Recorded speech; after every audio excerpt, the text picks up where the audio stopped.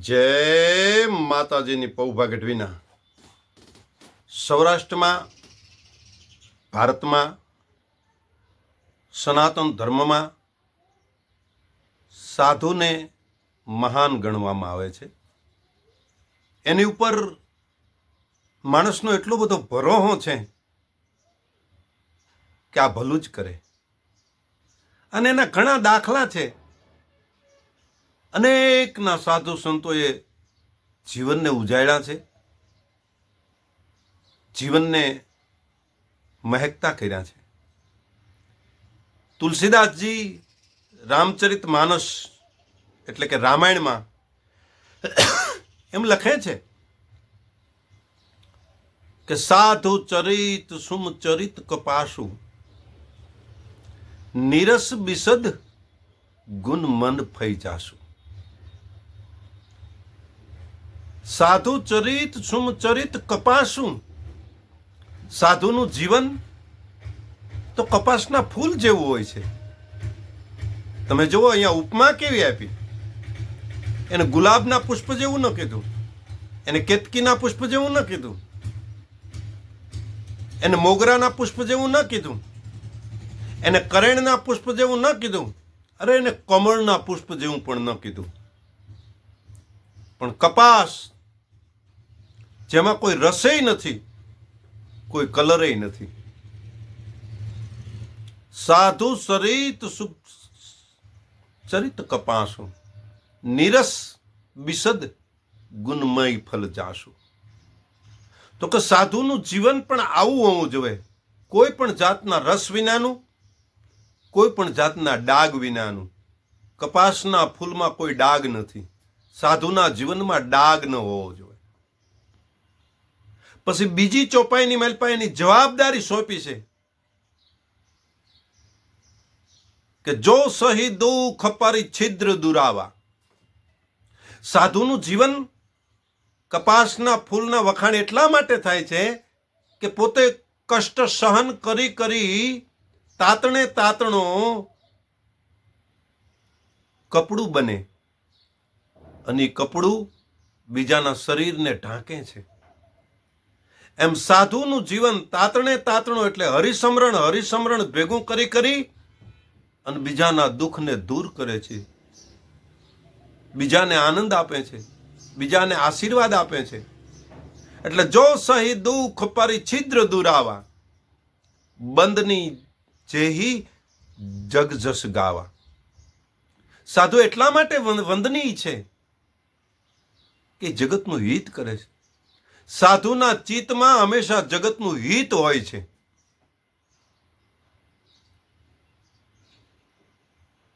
અને સાધુ એક હાલતા ચાલતા પ્રયાગરાજ જેવું છે. મૃદ મંગલમય સંત સમાજુ જો જગ જંગમ તીર્થ રાજુ. મૃદ મંગલમય સંત સમાજુ, સંતનો સમાજ જ્યાં ભેગો થાય તો એમ માનવાનું પ્રયાગ અહીંયા કુંભ મેળો લાગ્યો હોય ને એ માની લેવું. મૃદ મંગલમય સંત સમાજુ જો જગ જંગમ તીર્થ રાજુ. તો કઈ રીતે કે રામ ભક્તિ જહાં સુરસરી ધારા. સાધુ સમાજ ભેગો થયો હોય, ભક્તો જ્યાં ભેગા થયા હોય, ત્યાં ભગવાનનું એક ધારું હરિસમરણ થતું હોય, ભગવાનની કથાઓ ગવાતી હોય, ભગવાનના ગુણગાન ગવાતા હોય, ભક્તિની ધારા જેમ ગંગાજીની ધારા વહી જતી હોય એમ ભક્તિની ધારા જાતે. મૃદ મંગલમય સંત સમાજુ જો જગ જંગમ તીર્થ રાજુ. રામ ભક્તિ જહાં સુરસરી ધારા સરસઈ બ્રહ્મ વિચાર પ્રચારા. બ્રહ્મના વિચારોની આપલે થતી હોય, બ્રહ્મના વિચારો એકબીજાને અપાતા હોય. તુલસીદાસજી એમ કહે છે, બંધુ સંત સમાન ચિત હિત અનહિત નહીં કોઈ. બંધુ સંત સમાન ચિત હિત અનહિત નહીં કોઈ. તુલસીદાસજી કે હું એવા સાધુને વંદના કરું છું કે જેને કોઈ દુશ્મન નથી, જેનો કોઈ દોસ્ત નથી, જેને કોઈ ઊંચ નથી, જેને કોઈ નીચ નથી, જેને કોઈ પોતાનું નથી, જેને કોઈ પારકું નથી, બધાની ઉપર આશીર્વાદ વરસાવતા સાધુને હું વંદન કરું છું. તુલસીદાસજી કહે છે, બંધુ સંત સમાન ચિત, હિત અનહિત નહીં કોઈ, અંજલિ ગત શુભ સુમન સિમીન સમ સુગંધ કર દોય. હાથની માલપા રાખેલા પુષ્પને, ફૂલને તમે મસળી નાખો તો એ ડાબા જમણાનો ફરક ન કરે, બે હાથને સરખી સુગંધ આપે.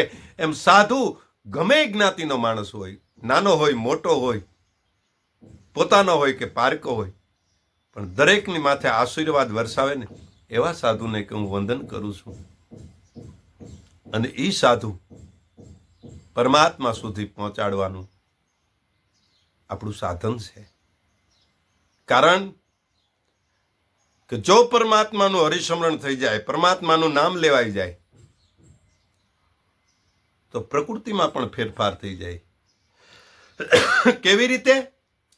કઈ ગરલ સુધારી પુકરઈ મિતાઈ, ગૌપદ સિંધુ નલ ચિતલાઈ. ગરલ સુધા, પરમાત્માની જો કૃપા હોય, પરમાત્માની અમી દ્રષ્ટિ હોય, ગરલ એટલે ઝેર અને સુધા એટલે અમૃત. ઝેર અમૃત થઈ જાય. મીરાબાઈનું ઝેર અમૃત થઈ ગયું. ગરલ સુધા રીપુ કરઈ મિતાય. પરમાત્માની જો કૃપા હોય તો દુશ્મન પણ મિત્ર થઈ જાય. વિભીક્ષણ રાવણનો ભાઈ હતો, પણ હનુમાનજીનો ભાઈબંધ થઈ ગયો, કારણ કે રામની કૃપા હનુમાન ઉપર. ગરલ સુધા રીપુ કરઈ મિતાઈ, ગોપદ ગાયની ખરી જેવડો દરિયો લાગે. હનુમાનજી એક ઠેકડે કૂદી ગયા. ગૌપદ સિંધુ અનલ ચિતરાય. હારો માણસ ખેડૂત જેમ ધોરિયો ઠેકી જાય પાણીનો,